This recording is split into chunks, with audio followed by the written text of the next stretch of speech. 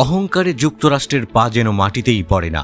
নিজেদের সামরিক শক্তি নিয়ে এতটাই স্পর্ধা দেখায় ওয়াশিংটন।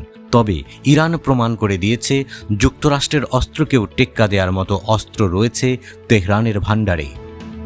2 সপ্তাহ আগে দামেস্কে ইরানি কনসুলেটে বোমা হামলার প্রতিশোধ হিসেবে 13 এপ্রিল ইরানের ব্যাপক হামলার মুখোমুখি হয় ইসরায়েল।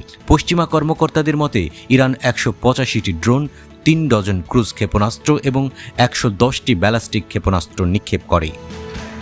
ইরানের প্রেসিডেন্ট ইব্রাহিম রাইসি ইসরায়েলের বিরুদ্ধে অভিযানের সাফল্যের জন্য ইসলামিক রেভলিউশনারি গার্ড IRGC-কে স্বাগত জানান।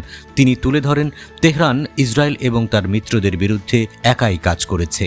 রাইসি দাবি করেন 10টিরও বেশি দেশ ইসরায়েলকে রক্ষায় অংশ নিয়েছে।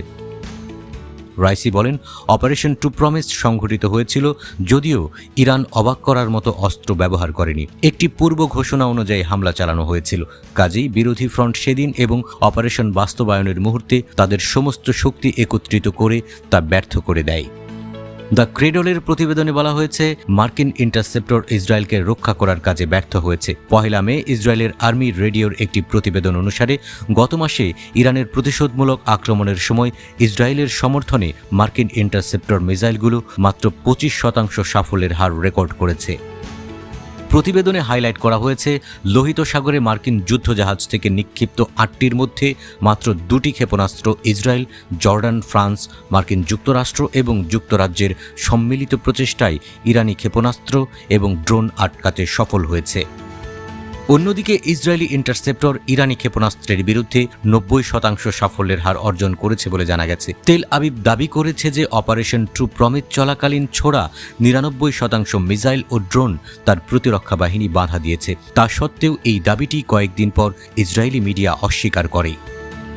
ইসরায়েলি সামরিক বিশেষজ্ঞ ফিয়ালকভ হিব্রু দৈনিক মারিফকে গত মাসে এক সাক্ষাৎকারে বলেছেন, ক্ষেপণাস্ত্রের প্রতিবন্ধকতার শতাংশ প্রায় 84%। এটি একটি খুব উচ্চ শতাংশ, কিন্তু IDF যে সংখ্যাগুলি সরবরাহ করেছে তার সাথে তুলনা করা যায় না।